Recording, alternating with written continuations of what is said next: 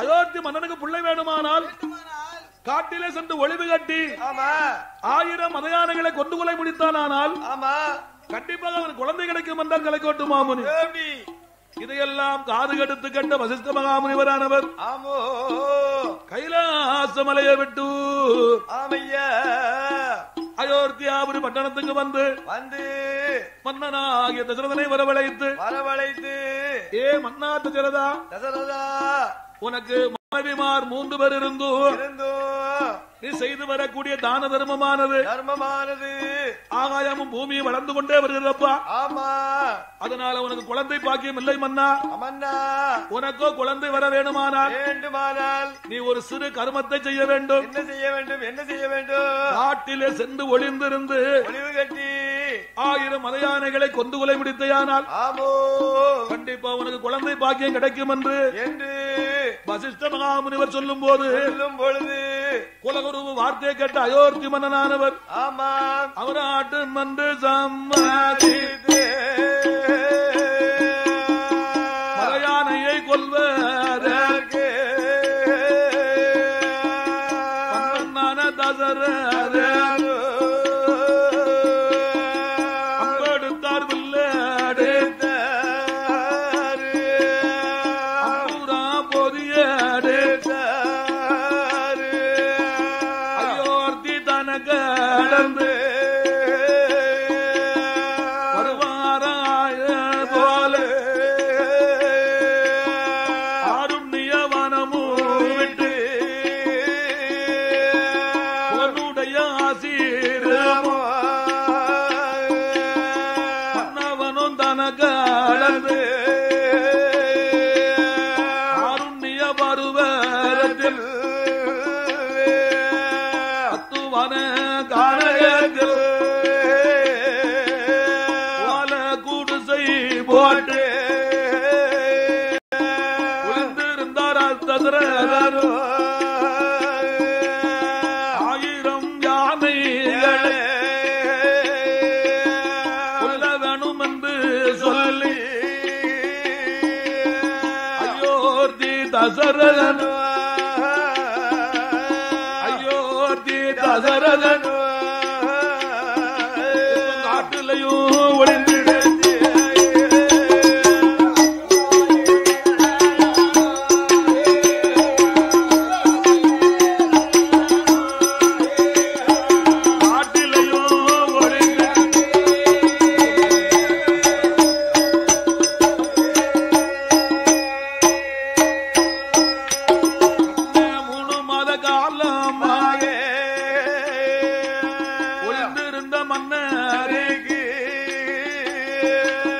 அயோத்தி மன்னர் 999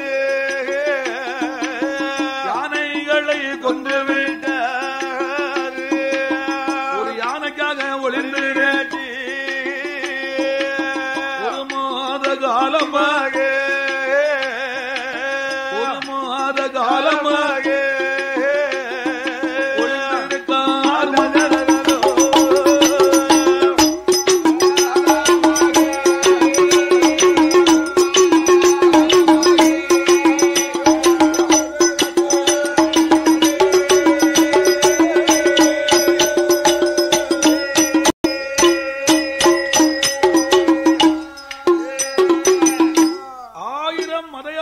கொல்ல வந்த அயோத்தி மன்னன் பாருங்கோ, என்ன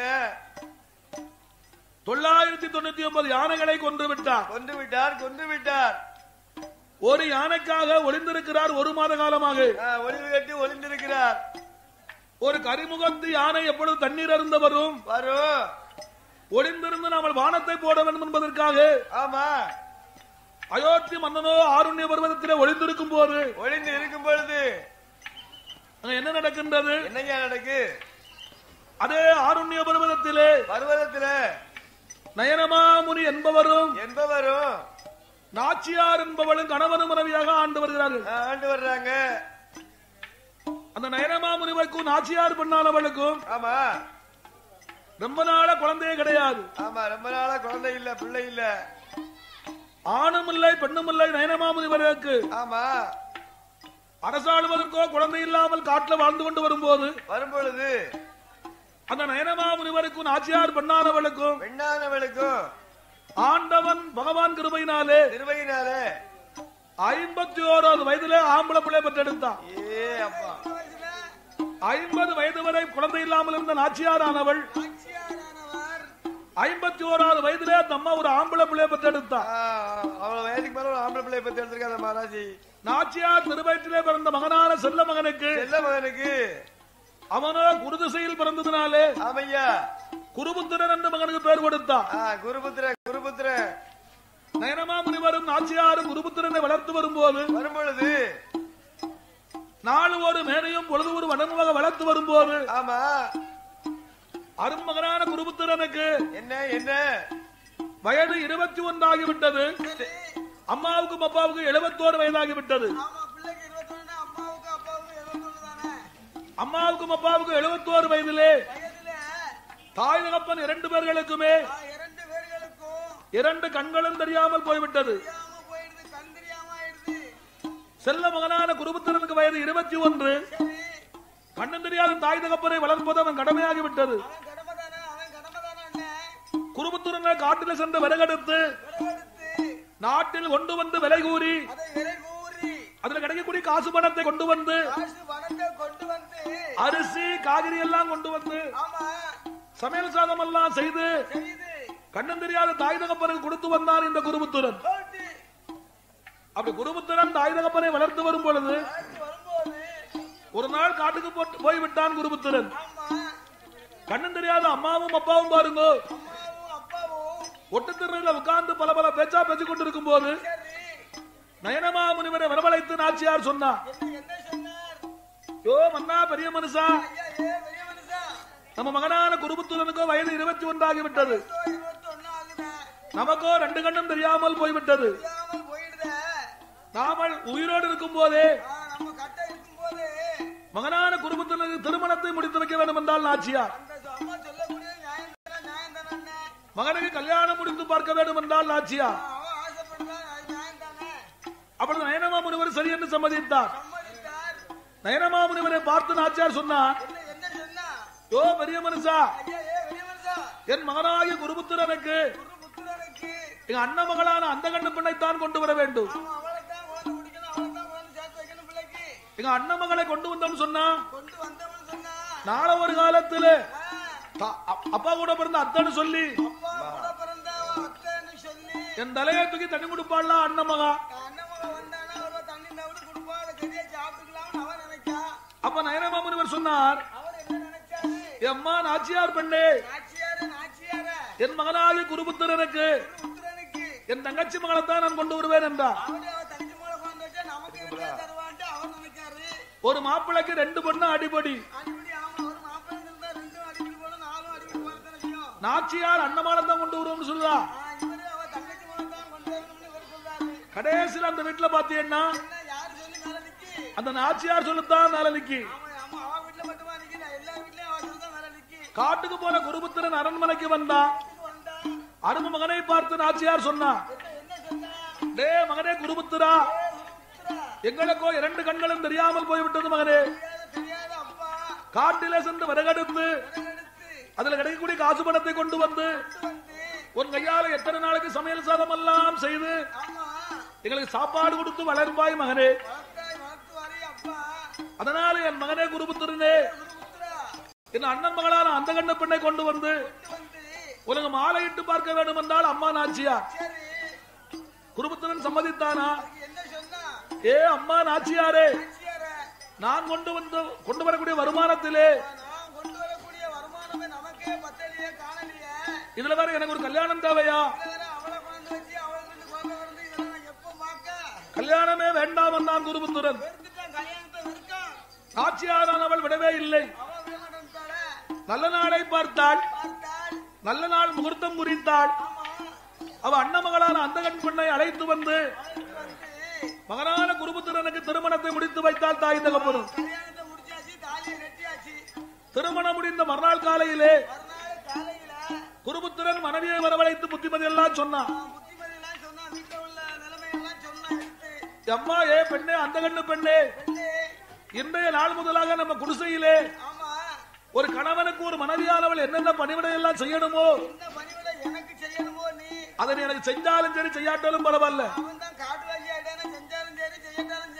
நானோ காட்டில சென்று விறகெடுத்து நாட்டில் கொண்டு வந்து விலை கூறி அதுல கிடைக்கக்கூடிய காசு பணத்தை உன் கையில கொடுத்தேன். ஆனால் சமையல் சாதமெல்லாம் செய்து அதோ இருக்கிறார்களே அம்மாவுக்கும் அப்பாவுக்கும் 2 கண்ணுகள் தெரியாமல் போய்விட்டது. அம்மா என் தாய் தகப்பனுக்கு ஒரு நாளைக்கு 2 தடவை சாப்பாடு கொடுத்து எங்க அம்மாவையும் அப்பாவையும் காப்பாற்றுவதன் கடமை என்றான் குருபுத்திரன். இப்ப உள்ள மகன் எப்படியாவது அப்படி சொல்லுவானா? யார் சொல்லுவா? அப்படி கல்யாணம் முடிஞ்ச மறுநாள் காலையில பொண்டாடி கூப்பிட்டு சொல்லுவான், எம்மா ஏ சுப்புலட்சுமி எங்க அப்பாவுக்கு தண்ணி கொடுத்துறாத, எங்க அம்மாவுக்கு தண்ணி கொடுத்துறான்னு சொல்லுவான். குருபுத்திரன் அவன் சொல்லும் போது அவன் மனைவி சொன்னா, என் மன்னாடி மன்னா மாலையிட்ட சீமானே, இதெல்லாம் நீங்கள் சொல்லித்தான் நாம் தெரிய வேண்டுமா? நான் பிறந்தது தாய் தகப்பன் வீடே தவிர என்னை ஒருவருக்கு மாலையிட்டு கொடுத்து விட்டால் மாமனும் மாமியும் தான் தாய் தகப்பனே தவிர வேற யாருமே சொந்தமில்லைன்னு சொல்லி அடிச்சுட்டான். அதை உண்மை என்று நம்பினான் குருபுத்திரனானவன். காட்டிலே சென்று விறகெடுத்து நாட்டில் கொண்டு வந்து விலை கூறி அதுல கிடைக்கக்கூடிய காசு பணத்தை கொண்டு வந்து மனைவி கையில கொடுப்பான். அந்த மனைவியான அந்த கண்டு பெண்ணானவள் சமையல் சாதம் எல்லாம் செய்து ஒரு நாளைக்கு 2 தடவை பாருங்க, கண்ணும் தெரியாத மாமாவுக்கும் அத்தைக்கும் அத்தை சாப்பிடுங்கன்னு சொல்லுவா. ஊட்டி ஊட்டி வளர்த்து வருகிறாள் மாமனையும் மாமியும். அந்த பெண் வருவதற்கு முன்னாலே ஓல துரும்பா இருந்த மாமனும் மாமியும் மருமக வந்த 30 நாளையில வண்டல்ல விழுந்த வள்ளிக்கிழங்கு மாதிரி 2 பேரும் கிழவன் கிளம்பி வந்தாச்சு. எண்ணி 1 மாதம் ஆகிவிட்டது. ஒரு நாள் பாருங்க, விறகெடுப்பதற்காக காட்டுக்கு சென்று விட்டான் குருபுத்திரன். அவன் மனைவியான அந்த கண்ணு பெண்ணானவள் அடுப்புத்தி அடுப்பதற்கு அடுத்த வீட்டுக்கு போனா. அடுத்த வீட்டுல இருப்பது யார் தெரியுமா? அவதான் அலங்காரம் சொல்லக்கூடிய ஒரு அம்மா. அலங்காரம் என்று சொல்லக்கூடிய அம்மா 12 குடும்பத்தை கெடுத்தவ அந்த பாதவத்தி. அலங்காரம் என்று சொல்லக்கூடிய பெண்ணானவள் குருபுத்திரனுடைய மனைவியை கண்டா. ஏதாயி வாமா வா, வந்து உட்காருமா, உன்னை நான் ரொம்ப நாள பாக்கணும்னு நினைச்சுக்கிட்டே இருந்தேன். அம்மா ஏ அந்த கண்ணு பெண்ணே, உன் மாமனுக்கு மாமியும் கண்ணு தெரியாமல் போய்விட்டது. மாமாவுக்கு அத்தகைய வயசான காலமாகி விட்டது. உன் கணவனாகி குருபுத்திரன் காட்டில் சென்று விறகெடுத்து நாட்டில் கொண்டு வந்து விலை கூறி அதில் கிடைக்கக்கூடிய காசு பணத்தை உன் கையில கொடுத்தான். ஆனால் இப்படிதான் நீ செய்வே. கொடியடிச்சு சாதமா பொங்கி கிழவனுக்கும் கிழவிக்கு ஊட்டி ஊட்டி வளர்க்கிறியம்மா. இந்த கிழவனும் கிழவி உயிரோடு இருந்து என்ன செய்ய போறாங்க? நாளை ஒரு காலத்துல உனக்கோ உன் கணவனுக்கோ 10 ரூபா வேணும் சொன்னா 10 ரூபாய்க்கு நீ எங்க போவ? ஏதாயி அந்த கண்ணு பெண்ணு, எனக்காக நான் சொல்லல, உன் நன்மைக்குத்தான் நான் இவ்வளவு சொல்லுவேன். என் பேர் என்ன பேர் தெரியுமா? என் பேர் அலங்காரம்.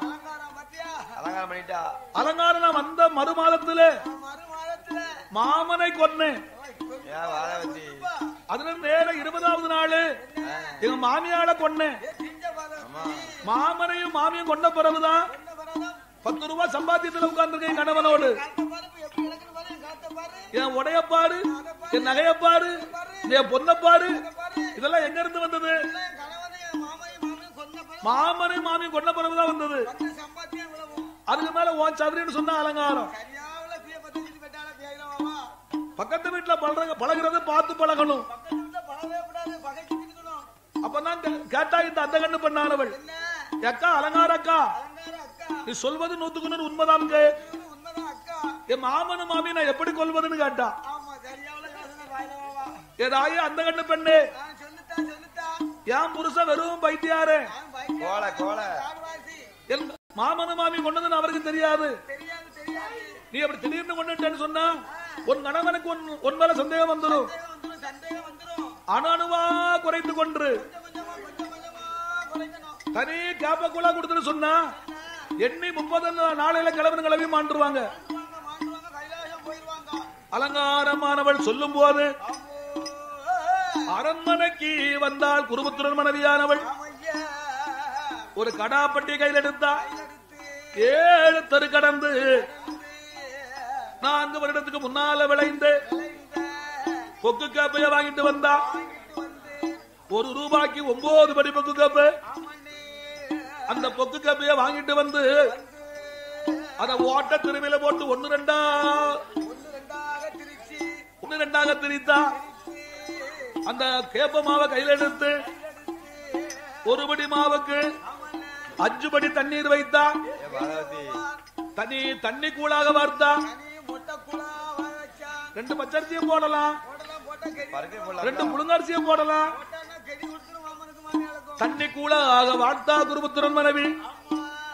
நம்ம அரமனையில் உள்ள பாத்திரத்துல ஊத்தி கொடுத்து கிழவனும் கிளவி எங்க அப்பா கூட குடிக்கவா, நம்ம கழுவி கொட்டவா என்று குடுகுடுன்னு குருபுத்திர மனைவி எங்க வரா தெரியுமா? சுள்ளக்கரைக்கு ஓடோடி வந்து 2 உடைந்த மண் ஓட்ட கையில் எடுத்தா. 2 மண் ஓட்டிலையும் காப்பக்குள்ள ஊத்துனா. மாமனாரை விட மாமியால கூட கொஞ்சம் ஊத்துனா. அதுக்கு சச்சாது என்ன தெரியுமா? விலை இல்லாத மிளகு வத்த 2 எடுத்தா. அத அடுப்புல போட்டு 1 2 சுட்டா. மாமனுக்கு மாமிக்கு முன்னால வந்து மருமகா என்ன சொல்றா தெரியுமா? யாகூரிடி யாகூருடா, யாகூரிடி யாகூருடா, உங்களுக்கு முன்னாலே காப்பக்கூழு இருக்குதப்பா. நீங்க 2 பேர்களும் காப்பக்கூழ குடிக்க வேணும். கூழ் கொடுத்த விவரம் மகனுக்கு தெரிய வேண்டாம். மாமனந்து மறுக்கமா, மாமனந்து மரியாவே மானகட பேசிடுவேன். அத்தை என்று மதிக்க மாட்டேன், அத்தை என்று மரியாவே அகுமானமா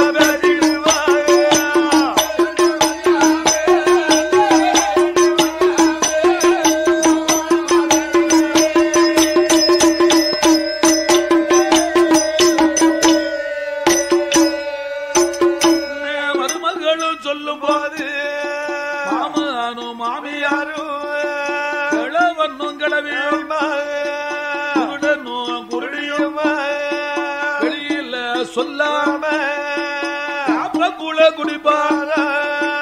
காப்பக்கூழை குடிக்கும் போது எண்ணி 1 மாதமாக ஊனாக உருகுதார, உடம்பெல்லாம் மெலிதார, நரம்பு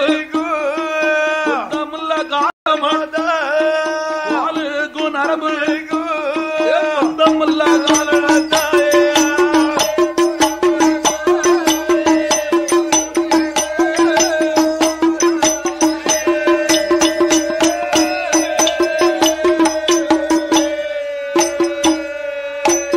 நாட்டிலையும் நல்ல நாடு, காவலர்கள் புகழும் நாடு. அந்த நயனமா முனிவரும் நாச்சியாரும் கேப்பக்கூழ குடித்ததுனாலே ஊனா உருகி விட்டார். உடம்பெல்லாம் மெலிஞ்சு போய்விட்டார். மனைவி செய்த கொடுமையானது மணவாளனுக்கு தெரியாது. அப்படி இருக்கும் போது ஒரு நாள் பாருங்க, குருபுத்திரனானவன் காட்டுக்கு வரகடக சென்றான்.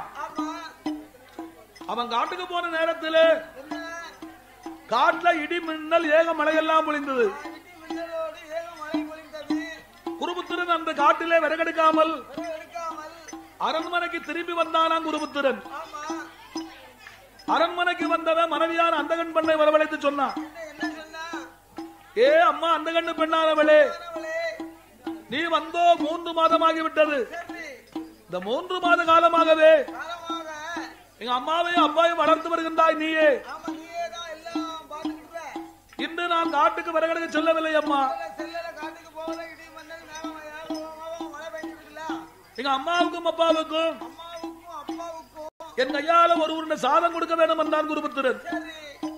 என் கையால சாப்பாடு கொடுக்க போறோம் சொல்லும் போது அவன் மனைவி சம்மதித்தாளா?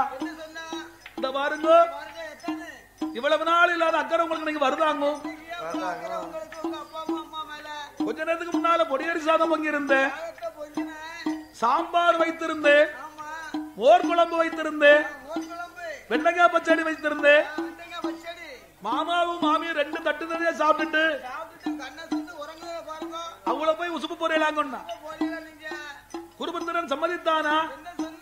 விறுவிறுவிறு அடுக்கலைக்குள்ள போனா 2 உருண்டை சாதத்தை கையில் எடுத்தான் குருபுத்திரன். படுத்திருந்த அம்மாவுக்கு முன்னால வந்து, ஏ அம்மா இளந்தறிங்கோ, எப்பா இளந்தறிங்கோ, இந்த சாப்பாட்டை உண்ணுங்கோ என்று குருபுத்திரன் வாயால சொன்ன உடனே அம்மாவான நாச்சியார் பண்ணானவள் பதறி முழித்தாள். குருபுத்திரன் சத்தத்தை காதல கேட்டு குருபுத்திரன் கையை பிடித்தாள் அம்மா பெத்ததாயி. குருபுத்திரன் கையில சாப்பாடு இருக்கிறது, பொடியரிசி சாதமானது இருப்பதை கண்டு மனம் பொறுக்க முடியாத நாச்சியாரானவள் கண்ணீரை தாரதாரக வடித்தார். மகனிடத்துல உண்மையை சொல்லி புலம்புதா, ஏ என் மகனே குருபுத்திரா, அம்மாவும் அப்பாவும் உயிரோடு இருப்பதுதான் உனக்கு மனமில்லையோ? நீ சாதம் கொண்டு கொடுத்தையா, சங்கிலையும் விக்குமடு எங்கள் உயிர் போகும் அப்பா. அம்மா கண்ணீரை வடித்தா கவலையோடு சொன்னா, என்னையா சொல்லுத? ஏ மகனே குருபுத்திரா, ஏ குருபுத்திரா, 30 நாளாச்சு. ஆமா, உன் மனைவியான அந்த கண்ணு பெண்ணானவள் சாப்பாடு கொடுத்ததே கிடையாது மகனே. ஆமோ, தண்ணி கேப்ப கூட கொண்டு வந்து என் மாமான்னு சொல்ல மாட்டான், மாமியான்னு சொல்ல மாட்டான், ஏ குருடா குடின்னு சொல்லி இருக்கிறா. ஆமா, ஏ குருடி குடின்னு சொன்னதுனாலே, ஆமோ, கேப்ப கூட குடித்ததுனாலே, ஆமா, பூனா உருகி விட்டோ மகனே. மகனே உயிர் போற காலமாகி விட்டது மகனே. ஆமா, எங்களால நீ வாழ்க்கை இழந்து போக வேண்டாம் மகனே. ஆமையா, அம்மா பெத்ததாய அழுது சொல்லும் பொழுது இதையெல்லாம் நாது கொடுத்து கேட்ட குருபுத்திரனானவன் அம்மாவுக்கும் அப்பாவுக்கும் மனைவி விட துரோகம் பண்ணி இருக்கிறாள். அவளை அடிச்சு விரட்டினானா இல்ல அப்பா வீட்டுக்கு அனுப்புனானா? கிடையவே கிடையாது. நேர மனைவிக்கு முன்னால வந்தா ஒரே ஒரு வார்த்தை சொன்னா, ஏ அம்மா அந்த கண்ணு பெண்ணே, என் அப்பாவுக்கும் அம்மாவுக்கும் நீ இந்த துரோகம் பண்ணதுனால சீ நாயோடு மகளே வெளியே போனா. சீ நாயோடு மகளே வெளியே போன சொன்ன உடனே வடிவோடு இருந்த அந்த கண்டு பெண்ணானவள், அழகோடு இருந்த அந்த கண்டு பெண்ணானவள் கணவன் கொடுத்த சாபத்தினாலே ஒரு நாயாக வடிவம் கொண்டு வாசல் குலைத்துக் கொண்டே நின்னாளா. நாய் கோலம் கொண்டவுடனே குருபுத்திர மனைவி கேட்டாளா, நாதா மன்னவாளா, என் மாமனுக்கும் மாமிக்கு நான் செய்த துரோகத்தினாலே எனக்கு வந்தது நாக்கோலம் கிடைத்தது. இந்த கோலமானது மாறி எப்போது விமோச்சனம் கிடைக்கும் கேட்டாலாம் குருபுத்திர மனைவி. அப்பதான் குருபுத்திரன் சொன்னானா, அம்மா ஏ அந்த கண்ணு பெண்ணே, கொடுத்தது சாபம் கொடுத்ததுதான். இந்த நாக்கோலமானது மாறி உனக்கு விமோச்சனம் வேணுமானால் நாளை ஒரு காலத்துல பாதாள உலகத்திலே அட்டகாலி 8 பேரும் பிறந்து மகட சம்பாரம் முடித்து கைலாது மலைக்கு வரும்போது வண்டூரி மலையில வைரவ சுவாமின்னு ஒருத்தர் பிறப்பார். அந்த வைரவன் பக்கத்துல வலது புறத்துல ஒரு நாய் ஒன்று நிற்கும், அதுதான் நீ போ. வைரவனை கையெடுத்து வணங்கும் போது மக்கள் எல்லாம் ஒன்னையும் கையெடுத்து வணங்குவாங்க அம்மா அப்படின்னு மனைவிக்கு சாபம் கொடுத்தா இந்த குருபுத்திர மனைவி. ஐயா மாமனுக்கு மாமிக்கு எவெல்லாம் துரோகம் பண்ணாலோ ஆமா அவங்களுக்கு பூரா இந்த பாவம் தான் பிடிக்கும். இதுதான் கிடைக்கும். என்னானாலும் சரி ஒரு மருமகளா இருந்தா மாமனையும் மாமியும் தெய்வமா நினைக்கணும். தெய்வமா நினைச்சு போட்டா கலந்தாலும் கும்பிடணும், பார்த்தா பார்த்தாது. குருபுத்திர மனைவி என்ன துரோகம் பண்ணாலோ சரி, அந்த துரோகம் மட்டும் பண்ணவே கூடாது. பண்ணக்கூடாது. அப்படி ஒரு மருமக பண்ணினான்னு சொன்னா என்னன்னு சொன்னா, குருபுத்திர மனைவிக்கு என்ன சாபம் கிடைத்ததோ அதான் கடைசி காலத்துல கிடைக்கும். வயலும் பக்கத்துல போய் நிக்க வேண்டியதுதான். இவளுக்கு மருமக தண்ணி கொடுக்க மாட்டா. வேற என்ன, ஆமா, அப்புறம் என்ன அதான். இவ தண்ணி கொடுத்தானா இவளுக்கு இவ மருமக கொடுப்பா, வா, இல்ல இவளுக்கு தண்ணி இல்லாம போயிருவா. சரி. அரும மகனான குருபுத்திரனானவள் ஓ, அம்மாவையும் அப்பாவையும் அப்பாவையோ கருமத்தை தொலைப்பதற்காக தொலைப்பதற்காக, காசிக்கு போக வேண்டும் என்று ஆமா, குருபுத்திரன் என்ன செய்தான் தெரியுமா? என்னையா செய்தான்? 2 தட்டுகளை கொண்ட என்ன 2 அன்னக்காவடி செய்தான். செய்தான்? ஒரு தட்டுல அம்மாவை தூக்கி வைத்தான், வைத்தான். ஒரு தட்டுல அப்பாவை தூக்கி வைத்து அப்பாவை எடுத்து வைத்தான். கண்ணங்கோளதில சுமந்து கொண்டு அம்மாவையும் அப்பாவையும் அரும மகன் குருபுத்திர கோளதில சுமந்து கொண்டு கருமம் அது தொலைப்பதற்கு வருமான காசி கீத ஆருண்ய மலையும் விட்டு அத்துவான காலையில் அம்மாவும் அப்பாவும் அன்ன காவடியில் இருக்கும் போது சத்தியானோ மதியம் போல நாகம் அது பொறுக்காம நயனமோ மாமுனியோ மகனே குருபுத்திர நாகம் அது பொறுக்கலடா கண்ணீர் கொண்டு வாடா என்று அம்மாவும் கேட்கும் போது அரும மகன் குருபுத்திர காவடியை இறக்குவான மர விழுறதில காவடியை கட்டி வைத்து கவுண்டலத்தை கையிலெடுத்து கண்ணீர் எடுப்பதற்கு ஆனகத்தில் தேடி வார கண்ணீரை தேடி வார கண்ணீரையும் தேடி வார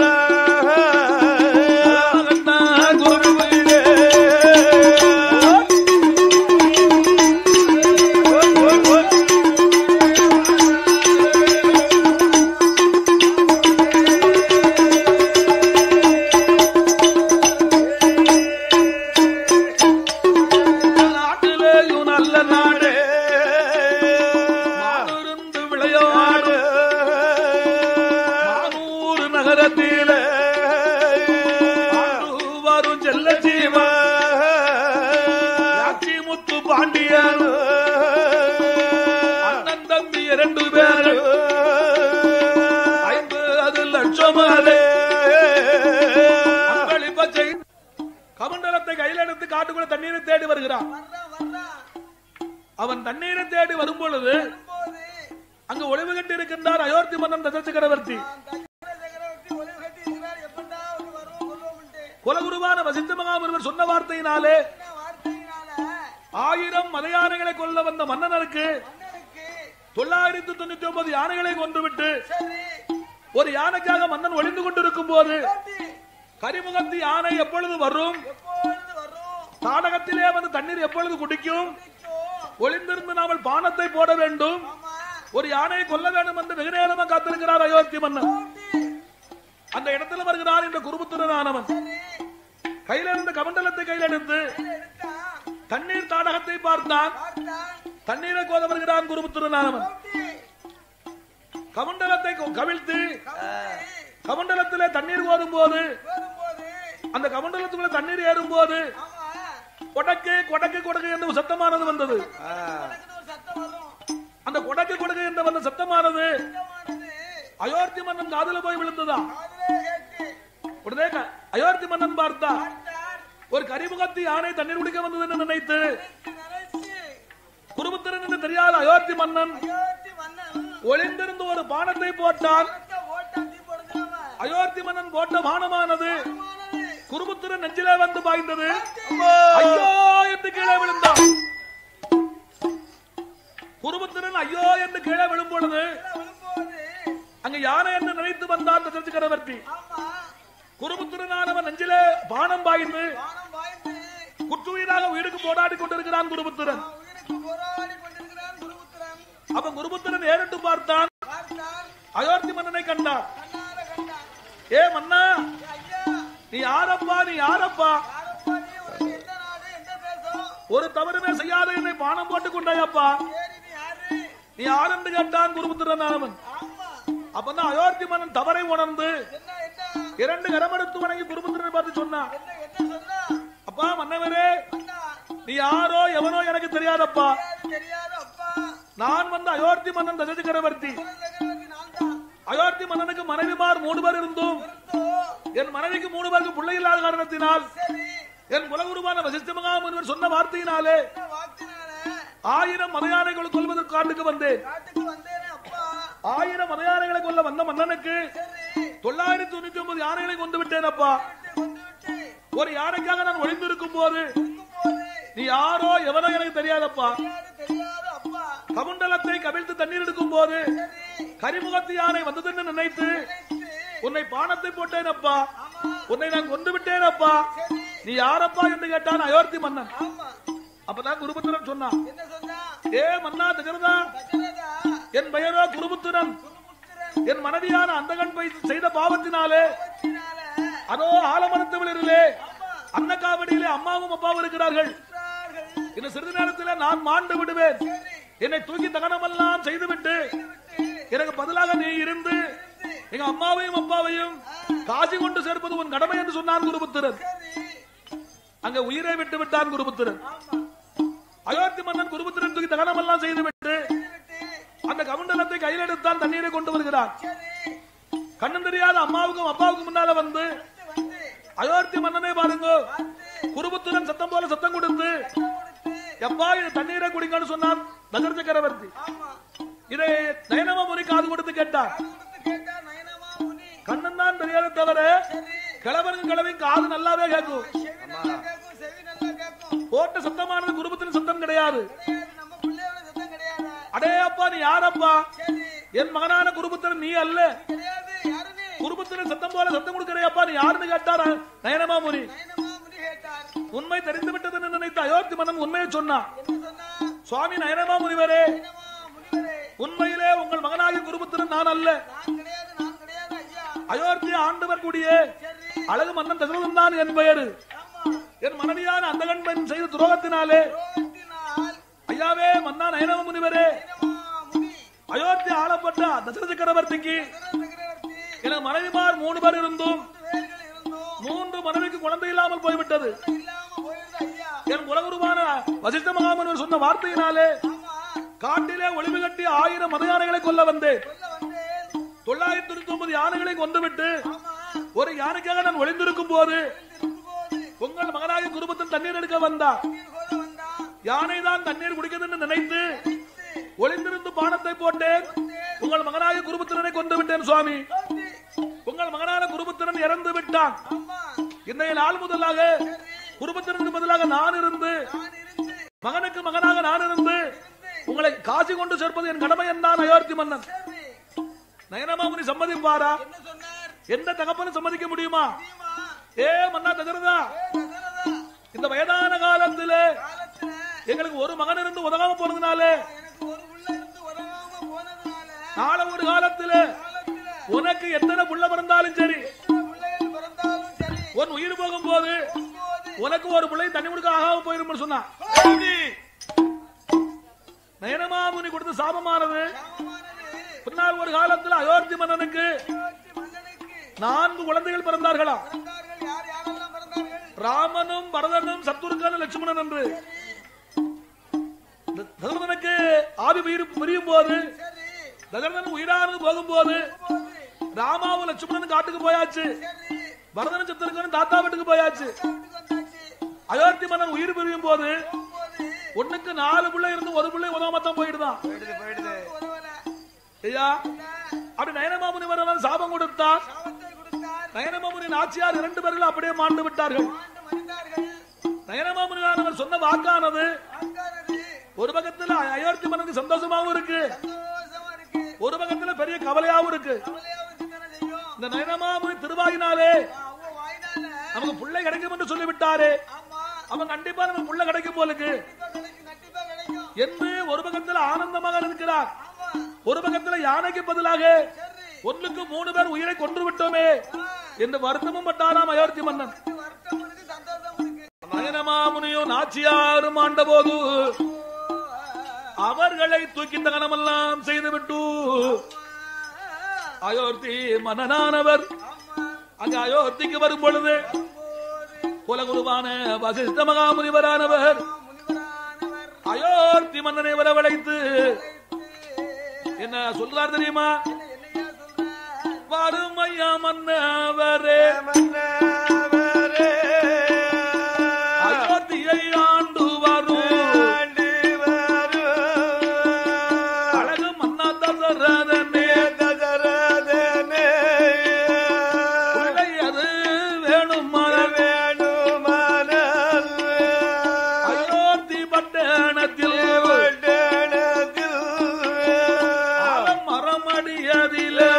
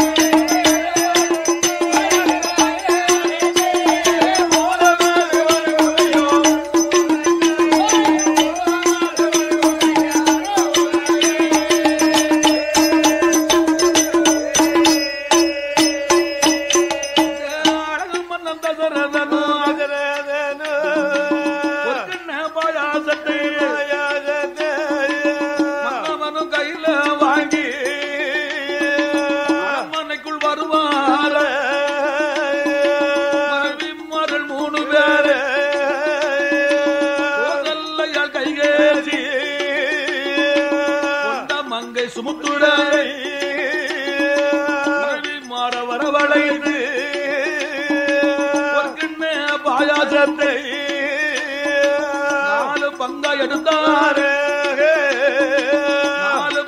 எடுப்பார மனைவிக்குத்தான் கொடுப்பார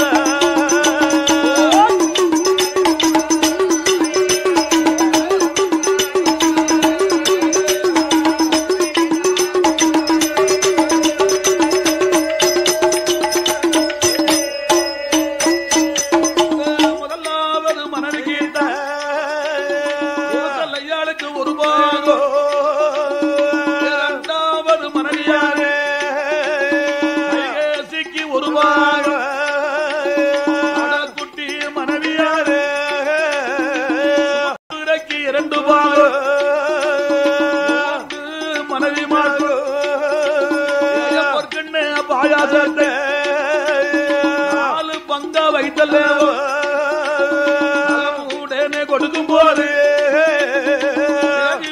மூணு பேரும் ஆயாசத்தை அருந்தும் போது ஆராயுணன் திருபையாலே அன்று மாதம் குளிமறந்தாய் அன்று மாதம் குளிமறந்தாய் அடுத்த மாதம் கற்பமான